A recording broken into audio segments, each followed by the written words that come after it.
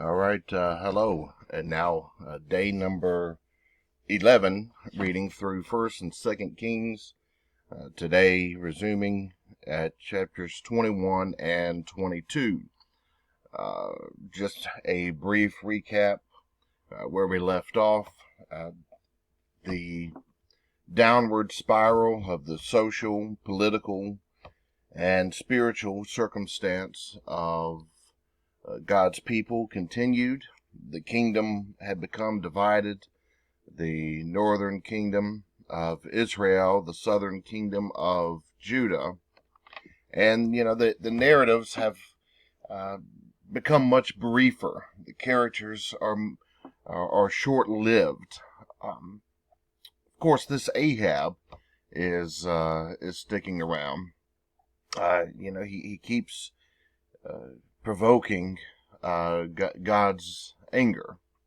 And so I was having a conversation with someone recently about the readings here in First Kings so far, and I had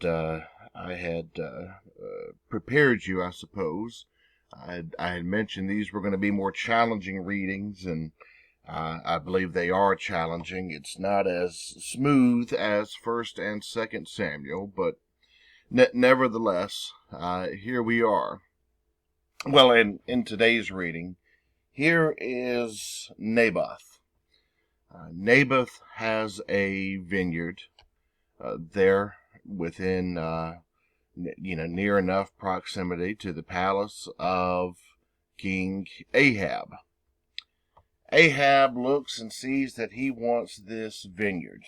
The grass is always greener, and the king wants more. His palace is not enough. He looks and wants what his neighbor has. Now, automatically to me, there are echoes of David and Bathsheba here. In the case of David in Second Samuel, from his palace, he looks and he sees something that his neighbor has, his neighbor's wife, and he wants that. And so what happens here with Ahab is he tries to buy this vineyard from Naboth. Well, not only was the vineyard a integral part of Naboth's economic security, but also his honor status. Most of us, we can understand what it means to have some sort of ancestral land. However, in the case of these ancient peoples, your identity was based on your collectivism, your community, and your kinship. Aside from your community and kinship, you had no identity. There was no independence. There was no independent identity. It was how you related to others around you. This is why you see genealogies, such as Matthew and Luke present genealogies of Jesus. You look through the Old Testament, there's heaps of genealogies. Why? Because you were not independent of your origins. And so Naboth realizes, as any ancient person would, these are his ancestral lands, this vineyard, and he is not going to sell his honor, that's for sure. However, Ahab becomes depressed. And don't you know that Jezebel is a very sensitive wife, and she doesn't like for her husband to be depressed. And she's going to make sure her husband gets the vineyard. And so they're going to have a banquet. Ahab is going to be in an honor seat, and they're going to have two that are positioned to sit near him, that are then going to give false testimony, saying that Naboth cursed God and the king. They're going to haul him away, and they are going to stone him. And then, alas, Jezebel says, well, you might as well seize the vineyard now. Those that die a shameful death, they're not entitled to keep the ancestral lands within the family. Um, Again, I said this is, to me, these are echoes of David and Bathsheba. Remember, David ends up having Uriah killed for the sake of his convenience. And while, these stories, the parallels are limited, I think the music between the words of each of these stories, it sounds much, much louder than the actual linguistic parallels. That was the beginning of David's downfall, and that is what set in motion, beginning with that event in 2 Samuel. That set the motion of all this instability that has endured through 2 Samuel and through First Kings now, as today is our last reading. And so um, Elijah, and remember, in the story of David and Bathsheba, there is a prophet, Nathan, who's going to confront David. This is not good. Well, here in this story, there is a prophet, Elijah. He's going to confront Ahab and Jezebel. This is not good, what they have done. And in fact, Elijah prophesies the dogs are going to be licking Ahab's blood. He's even God's going to cut off his male and posterity. Well, I think most of you by now have heard me mention how important your male posterity, your sons, your heirs were to that culture. And so it might be that God cutting off his male children and all of that is worse than actually taking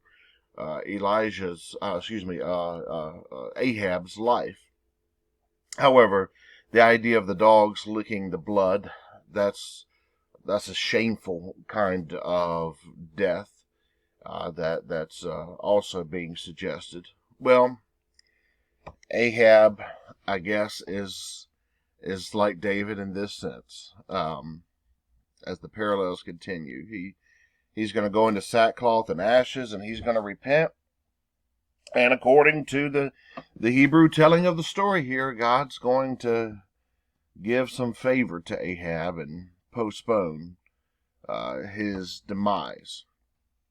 Well, it's going to postpone into the next chapter, because we will see that Ahab, the ruler of Israel, the northern kingdom, is going to create an alliance here with Jehoshaphat, the leader of Judah, the southern kingdom. They're going to go to war. Lots are chronicled here about this battle that they're going to have. But the point is that Ahab is going to dress up as though he is not the king. He's going to disguise himself. But lo and behold, there's going to be this one random arrow, as we might call it, a stray bullet. It is going to pierce Ahab, and it's going to pierce him in his armor, just between the two different plates, just right where his vulnerability is. There's these aren't in what when I draw this imagery to it. This wasn't anything intentional behind the writing. It's what we know, having a broader base of understanding of ancient writings, but it's almost like Achilles' heel. And so Ahab is going to die, and it remarks of how he had built a luxurious palace. Remember that there's a theme of economics that have continued. The kings are building their palaces. Meanwhile, the prophet had prophesied here in chapter 22 that the people of Israel are like sheep that are scattered without a shepherd. And then there's Jehoshaphat. Jehoshaphat has less remarked in this narrative. However, he did some decent things, like his father Asa. He ruled for 17 years. He had removed many of the pagan cultic elements of worship, and then we see, as Ahaziah's reign, who over the northern kingdom, over Israel, Ahab's son, and he only reigned for 2 years, and was a bad fellow, following in the footsteps of his father. He worshipped and bowed down to Baal. And so here the remarks about him are very brief. So now we close 1 Kings, and with nothing but mystery. I suppose for a reflective question is one that I have already asked. How is this ship going to be turned?